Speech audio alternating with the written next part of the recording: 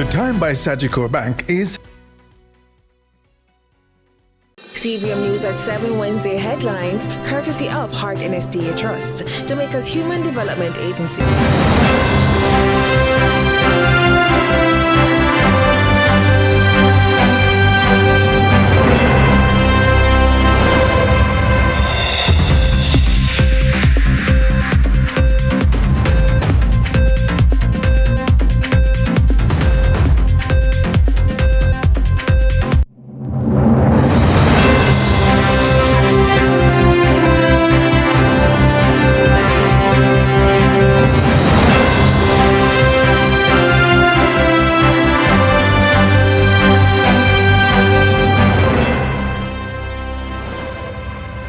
Tonight in CVM News at 7, pilfering drivers, Mocha probes suspected ticket fraud scheme at JUTC.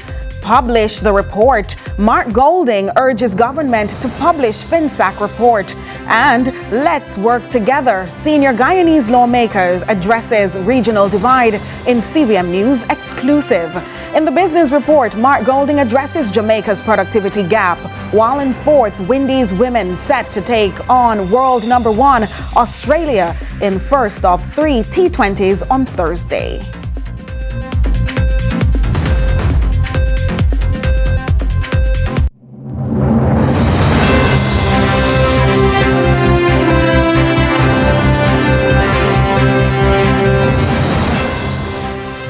CVM News at 7 Wednesday headlines, courtesy of Heart NSDA Trust, Jamaica's Human Development Agency. Every dream conquered is another dream gained. I land and I fly again like a jet plane. Headed straight in your direction. 'Cause I'm wiser, one step closer. I'm winning 'cause I work so hard. And the music keeps on playing, and the people them I say we are mash up the dance. Oh, what a feeling! Don't stop dreaming. Keep on believing in the power of the feeling. Whatever you want, take a chance. Song in your heart, step in your dance. You got a spark, don't fit it down. Shine your lights on. CVM News at 7 Wednesday, courtesy of. Seize the next IPO opportunity seamlessly with the Sagicor e-Invest.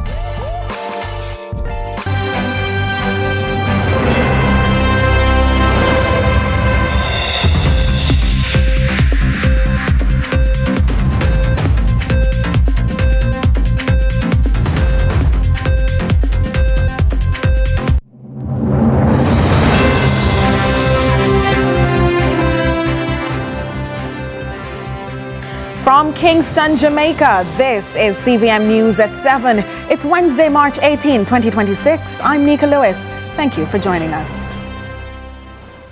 Up first this evening, at least one driver attached to the Jamaica Urban Transit Company, JUTC, has been arrested, while several others are being sought as investigators assigned to the Major Organized Crime and Anti-Corruption Agency, MOCA, probe a suspected ticket fraud scheme.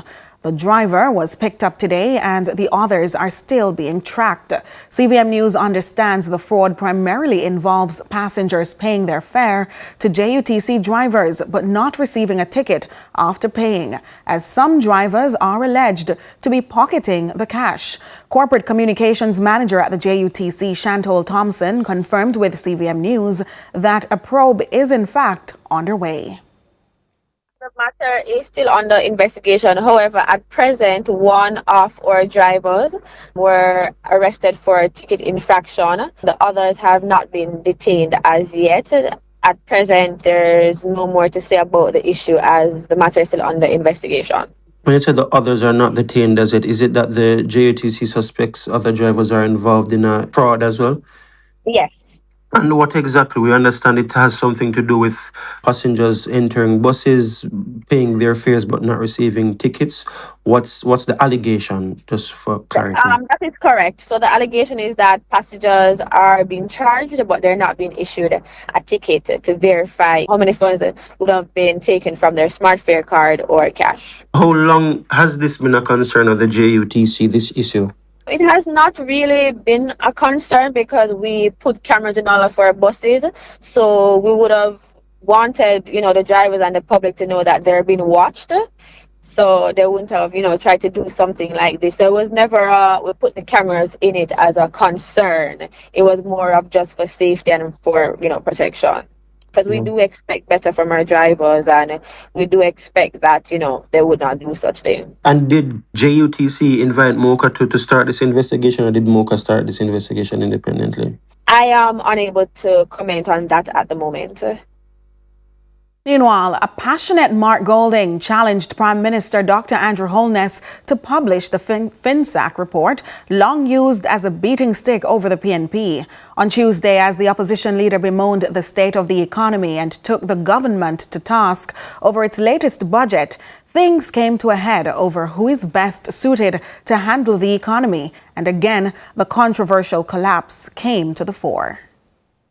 Jamaica's entrepreneurial landscape still bears the scars of one of the most painful chapters in our economic history, the financial sector meltdown of the 1990s and the FinSAC intervention. It's a collapse that will no sooner be forgotten decades on. For many young Jamaicans, FinSAC is just a word that hints at the local financial crash of the 1990s.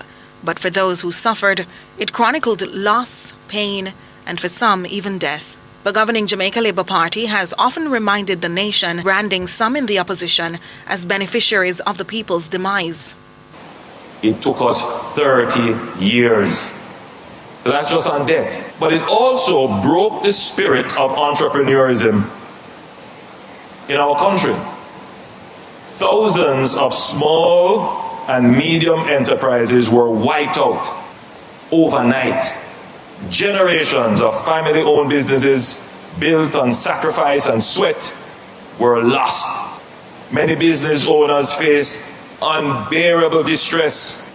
Business owners even took their lives, and others lost everything they had worked for. On Tuesday, the tune shifted. Opposition leader Mark Golding stunned many by tackling the controversial financial legacy head-on, the long-delayed FinSAC report. For years, the document detailing the fallout from the 1990s financial sector collapse has remained unpublished, despite more than $150 million spent on a commission of inquiry. Many expected Golding to sidestep the issue, given his party's role in government during that era. Instead, he raised his voice in defiance, declaring, "Bring the report, make we debate FinSAC." You need to tell the people when you speak on Thursday what your plans are for protecting the society from the impact of this Middle East war, especially those who are still struggling to get their lives back together after Melissa. That's what the people want to hear from you, not FinSAC. If you want to talk about FinSAC, bring the report. Bring the report and let us debate FinSAC. Bring the report and make us debate FinSAC. His call reframed the debate around transparency and accountability, signaling confidence that the People's National Party can withstand scrutiny. And perhaps for hundreds of Jamaicans who lost homes and businesses during FinSAC, the demand struck a chord, offering the possibility of closure and justice. Golding's move turned what was once seen as political baggage into a cry for openness, a critical moment in the ongoing 2026-2027 budget debate. He should have delivered the report that his government wasted over $150 million on and never delivered about that story of FinSAC. That report has never been delivered. Madam Speaker, the Prime Minister's narrative cannot help Jamaica move forward in this perilous time. The Prime Minister will make his contribution to the budget debate on Thursday. Calls are mounting tonight for the Inter-American Development Bank IDB Group to do more to support Caribbean economies. In an exclusive interview with CVM News, Finance Minister of Guyana, Dr. Ashney Singh, also weighed in on current regional integration gaps while defending his country's rapid economic rise. Our reporter Amoy Harriet sat with the minister. Guyana is doing a lot of the heavy lifting for the Caribbean's economy. Without them, the rest of us are barely growing. Over the past few years, Guyana has been recording significant economic growth, primarily attributed to the country's nascent prolific oil and gas sector. The fastest growing economy in the Caribbean. That's how the World Bank has classified Guyana. In its January 2026 Global Economic Prospects Report, the organization said Guyana is poised to lead economic growth in the Caribbean over the next 2 years. A lot of this is about oil, but not all of it is about oil. In fact, I always say to people that the Guyanese economic journey didn't start with oil. Because even before we discovered oil, we had made a lot of effort to diversify the pre-oil economy. Dr. Ashney Singh is Finance Minister of Guyana. Our newsroom caught up with him at the 66th IDB Group annual meetings in Asuncion, Paraguay recently. Now, while some economies like Guyana's are booming, others in the region continue to struggle. Guyana's prosperity must redound and will redound to the prosperity and the well-being of the region. To put it very simply, everybody wants to be in a comfortable, happy and prosperous neighborhood.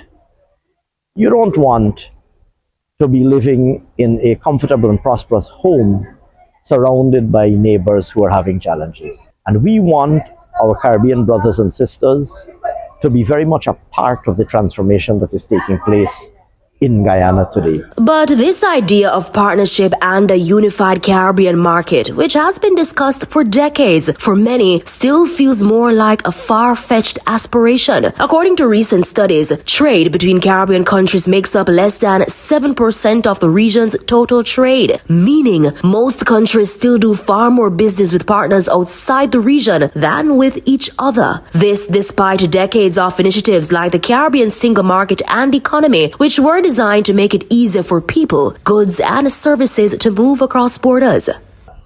No amount of policies, no amount of free movement of people and whatever else we want to speak about in our conference rooms will overcome the obstacles to regional integration if we don't address the issue of connectivity and ease of movement of people and goods. So for example, Guyana and Barbados have been speaking about the food security agenda. Prime Minister Motley and President Ali have agreed to put on the fast track the food security agenda, and in particular integration between food production systems in Brazil, northern Brazil, Guyana, Barbados and the rest of the Caribbean. Now, while that's happening, Minister Singh says he wants to see more action from regional and international organizations like the IDB Group, arguing that despite mobilizing billions across Latin America and the Caribbean needs more backing. We want to see the IDB Group doing more to support the Caribbean economies. And here I mean not only doing more in terms of public sector investment operations, that is to say financing projects, etc. But the IDB has a number of other products that they offer that can support Caribbean economy. The minister went further. We also argued that the bank has a number of particular instruments that have not really been used to benefit the Caribbean. So for example, there is an instrument called results-based lending or results-based loans. The bank has had this instrument available in its menu of instruments, but the bank has never approved a results-based loan for the Caribbean. They have approved several results-based loans for Latin American countries, but not a single results-based loan for the Caribbean. It's this desire for deeper Latin America-Caribbean ties why the minister says Guyana is currently building transport links between the country and others in South America that other Caribbean nations will soon be able to tap into. The road from Guyana to Brazil, from Georgetown to Brazil, is a very important road. We spoke about that road. I spoke about that road in several meetings that I had. We are building that road. We want to build a bridge between Guyana and Suriname across the Corentyne River. We are working with our Surinamese counterparts to achieve that. Reporting for CVM News, I'm Amoy Harriet. More to come right after the break.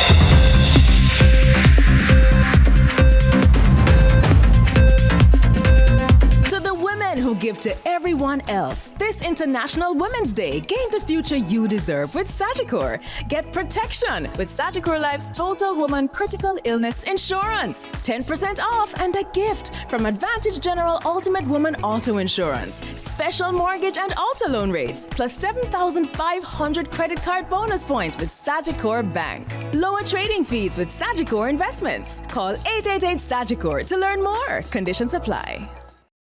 Employers, once a month, you have the power to shape Jamaica's future. By paying your hard 3% contribution, you're not just contributing, you're investing in people, in skills, in our economy. Your hard contribution trains working-age Jamaicans, aligns programs with workforce needs, and secures our future. That's not just contribution, it's transformation. Contribute to heart and to your future.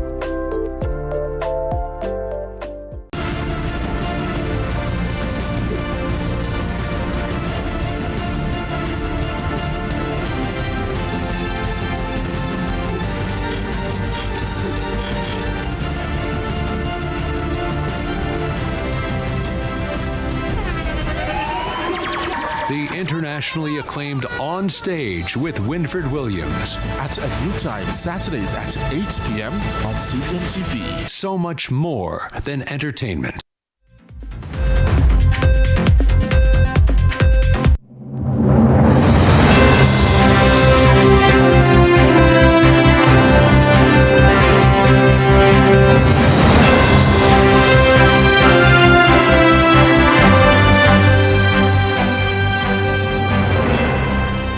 Thanks so much for staying with us. Still in the local news, a troubling new threat is emerging in St. James tonight. Authorities are sounding the alarm over a spike in domestic violence deaths across the parish. Police say they've made strides in reducing gang violence so far this year, but another crisis is on the horizon. Amoy Harriet reports. Family members of 53-year-old Jeanette Hickey, otherwise called Lorraine, are still struggling to come to terms with her death. The woman was chopped to death allegedly by her boyfriend in Mount Salem, St. James recently. She's the latest victim in a growing wave of domestic violence deaths that police say has become a disturbing trend in the parish. Now, last year this time, there were 4 murders recorded in the parish. Since the start of 2026, there have been 16. And according to the police, most of them are domestic. Mostly chopping, stabbings, etc.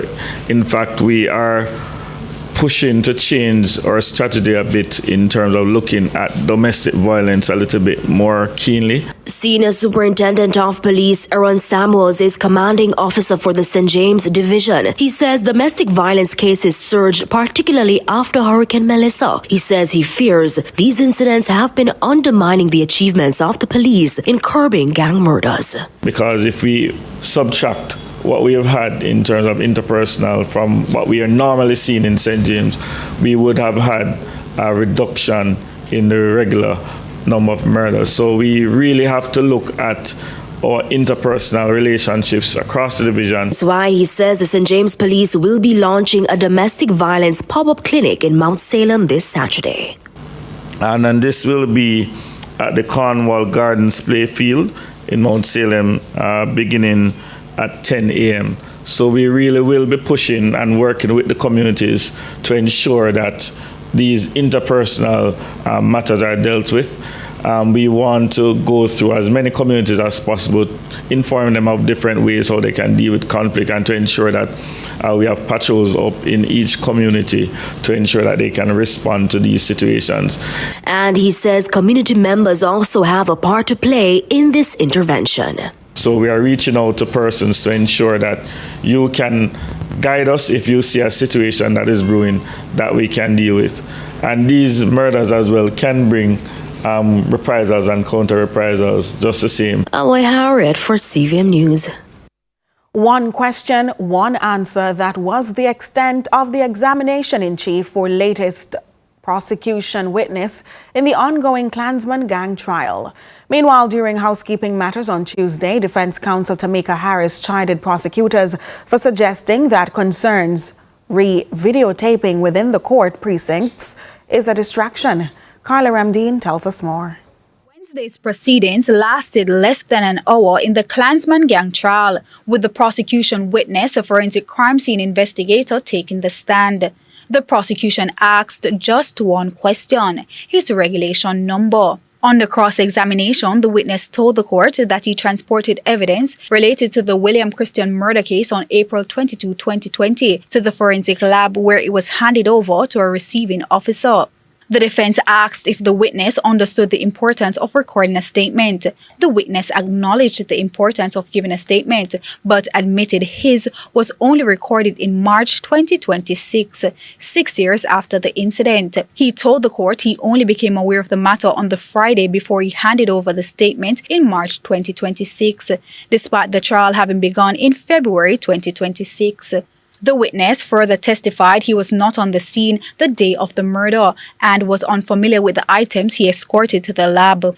In the meantime, video footage recorded by JCF members during an assignment to capture the SWAT team in action was presented to the court on Tuesday. The prosecution submitted that the defense indicated there was no continuous rolling of the footage and claimed there were 15 minutes missing from what was presented. In a response, it was indicated to the defense by a police officer that the missing time frame was due to the recording being done in intervals.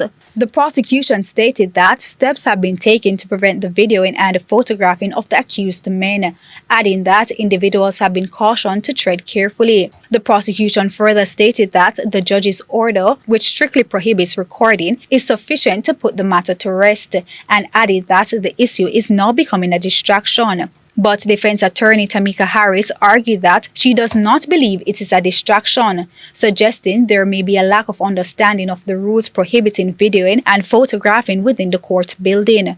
Ms. Harris also indicated that she saw no footage of the SWAT team in action in the video, adding that if the prosecution considers it a distraction, that view should be kept to themselves.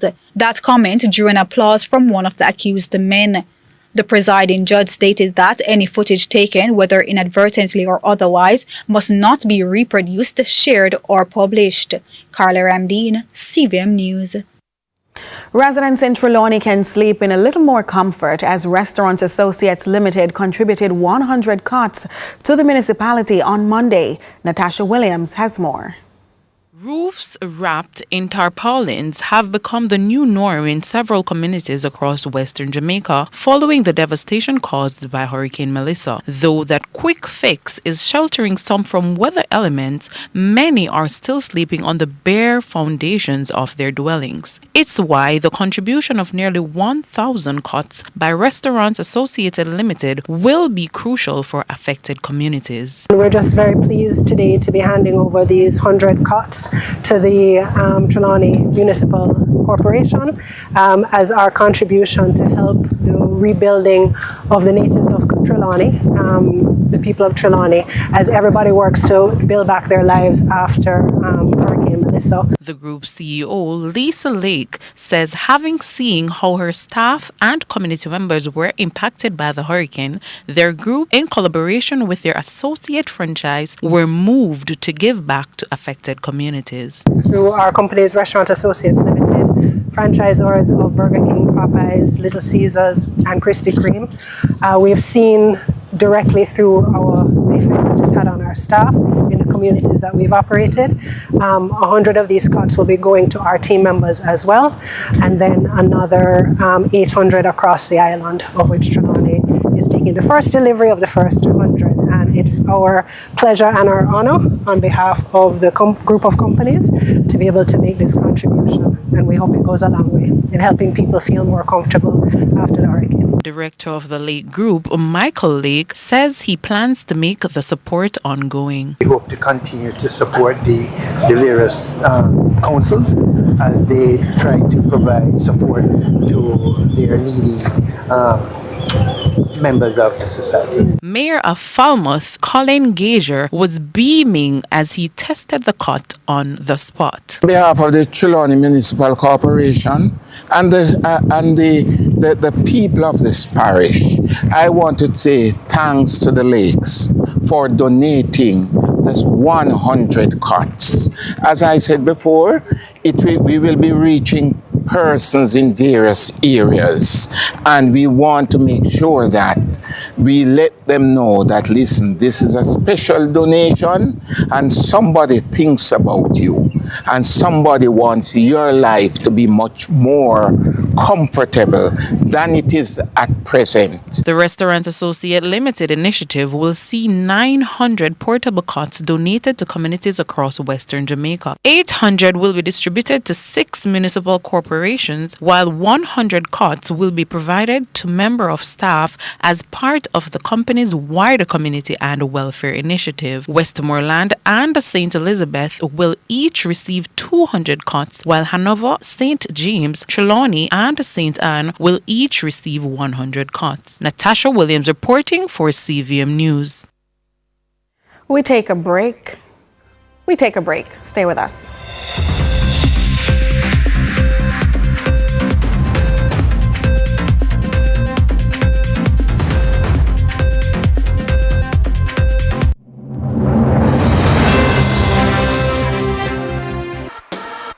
This is Flow, Jamaica's fastest mobile network, as verified by Ookla.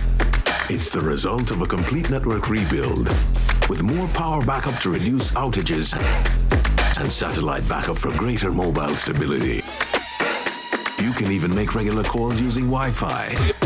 Welcome to our new era of connectivity, and we're not stopping there. This is Flow, Jamaica's network. You see me? Me love my food and my ketchup run the flavor in so many ways. Miss Thomas, I want to turn up your food, sir. My secret ingredients, Charles tomato ketchup run the flavor. Charles ketchup run the flavor. Richer, thicker, and more affordable. Chicken boss, what run the flavor? Charles tomato ketchup. Charles tomato ketchup run the flavor. Richer, thicker, and more affordable. Let's delve deep into the issues. We'll take you beneath the surface. Greetings and salutations. My name is Orville Higgins, and it's another edition of Fan Central. Talking to the people at the heart of the top sporting stories. Hear from your favorite sportsmen and women and the administrators who work tirelessly to make it all happen. It's live sports talk. I've written an entire article. Yes. Looking at all the major issues every Tuesday at 9 p.m. It's Fan Central.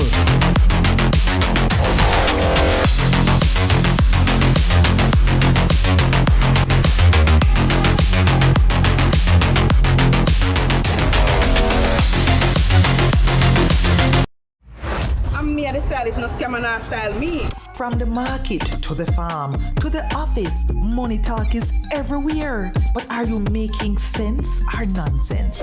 The Bank of Jamaica brings you common sense with BOJ. Real stories, real laughs, and real lessons to help you protect, grow, and manage your money. Mattress savings. At least my mattress, no charge me to sleep on it. Partner plan. Remember last year we needed our payouts early? But Miss Pam gave it to her cousin first. Or a sketchy loan flyer. Electrifying deals. See why making the right financial choices is pure common sense. Brought to you by Bank of Jamaica, empowering everyday Jamaicans one episode at a time. Grandpa, it's 2026. You can't keep hiding all your money in every single pocket forever. Every dream conquered is another dream game. I land and I fly again like a jet plane. Headed straight in your direction. 'Cause I'm wiser, one step closer. I'm winning 'cause I work so hard. And the music keeps on playing, and the people that I say we are mash up the dance. Oh, what a feeling! Don't stop dreaming. Keep on believing in the power of the feeling. Whatever you want, take a chance. Song in your heart, step in your dance. You got a spark, don't fit it dark. Shine your lights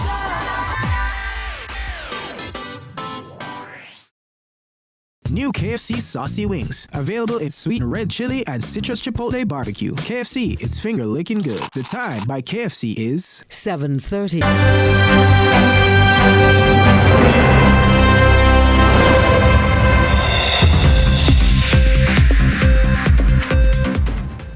Thanks so much for staying with us. It's now time for the Business Report with Joel Crosskill.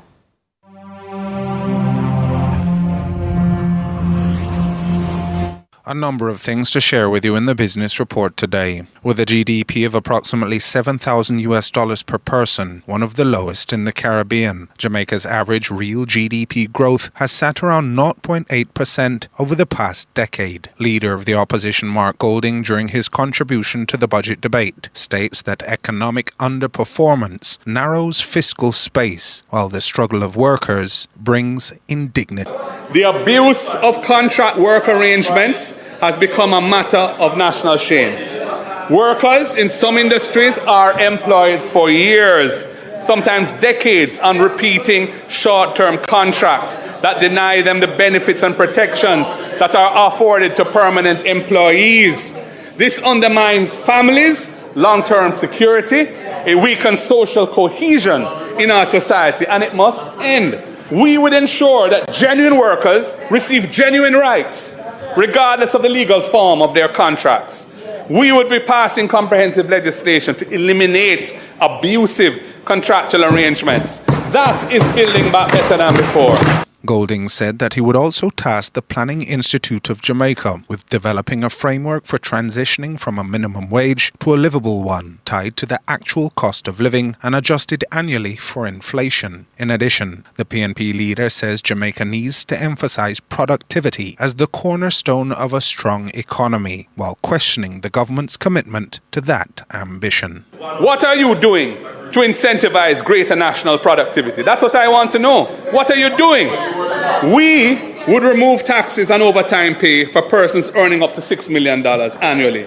We would remove tax from tips and gratuities for hotel workers and others in the hospitality sector. We would establish joint industrial councils in sectors with high employment but low union representation, bringing employers and workers together to negotiate basic standards on pay and conditions that will attract workers to those industries. Right now, they're struggling to find employees because the conditions of work and other terms are not attractive. That needs to be fixed. He also criticized what he believes to be the failure of the JLP administration to come to grips with the productivity gap. Productivity has been in persistent long-term decline in Jamaica at an average annual rate of nearly 0.9%. That problem must be addressed. Sustainable economic growth cannot move to the next gear without a skilled workforce to drive productivity. It cannot be that you just open up to foreign workers to undercut local workers, drive down or suppress wages in the economy, and also having a permit system which is often corrupt. That can't be the solution. We would implement a digital system for work permit applications to streamline the process for overseas skills, as has been done successfully in Grenada. Grenada started it, and we can do it. The PNP president adds that businesses who employ persons from overseas must put in place apprenticeship arrangements to ensure the transfer of skills to local workers so that when the overseas employee's contract is up, the skills remain available locally. Our plan would also incentivize the building of local capacity by providing a matching grant, dollar for dollar, to businesses which invest in training programs. This would be funded out of heart, but would utilize the best form of training, which is hands-on training, on the job, practical experience, immersed in the work discipline of an actual business environment. One for one, dollar for dollar, building the training network, the training capacity of the country so we can improve productivity, upskill our workforce, compete in the world, build wealth and a strong economy. And that was your business report. I'm Joel Crosskill.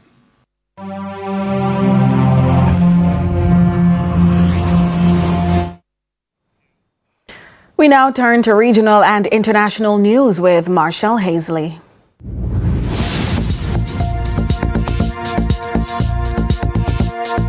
We begin with news from the region. In Guyana, with more than 12,000 migrant workers officially registered as of 2025, the government continues efforts to develop a robust labor migration policy. According to the Minister of Labor and Manpower Planning, Kioma Griffith, these individuals have received work permits and are helping to meet Guyana's labor needs. Newsroom Guyana tells us more. The Ministry of Home Affairs and the Ministry of Labor, we work on an interministerial basis to try to manage the migrant workers or issues of migration in this country as it pertains to labor. For 2025, we had just over 12,000 migrant workers registered in Guyana through obtaining work permits. In news overseas, over the past 2 days, Israeli forces have killed 3 of Iran's most senior officials in targeted attacks. The latest is Intelligence Minister Ismail Khatib, who was killed overnight. He previously worked in the office of former Supreme Leader Ayatollah Ali Khamenei, and this comes after Iran's top security official Ali Larijani was killed on Tuesday. Al Jazeera reports. On Tuesday, Iran's security chief Ali Larijani was killed in an Israeli attack in Tehran. Larijani was appointed Secretary of the Supreme National Council last year and recently said the US-Israeli war set the heart of the Iranian nation ablaze. And Gholam Reza Soleimani, the commander of Iran's internal security unit, was also killed by Israeli forces on Tuesday. But now we have this new assassination. There is no doubt, nobody can deny that this is a very challenging situation for the government here and for the country, particularly the segment of the population that still hopes that this government will remain in place during and after this war. We continue with news in the Middle East. Residents of Lebanon's southern areas bombarded in the Israel-Hezbollah war poured into the ancient city of Sidon in search of safety. Israel has called on everyone living south of the Zerani River to evacuate immediately. We hear more from France 24. Too far from where we were, so we went to the scene as fast as we could, and the building, as you can see in those images, completely flattened. What's interesting is that same building was targeted in the lower floors last week, but it was the strike in the early hours of this morning that brought it to the ground. But the Israeli army did give out a warning signal, and so people nearby were able to evacuate, and as we understand, there were no casualties. While we were at that site of that flattened building, we heard another blast, and so we got into the car and drove for about a kilometer to a different neighborhood, the Zoak El Blat neighborhood, and there we saw the impact of a precision strike on the 7th floor of a building there in a highly densely populated area. And that's it for regional and international news. I'm Marshall Hazley.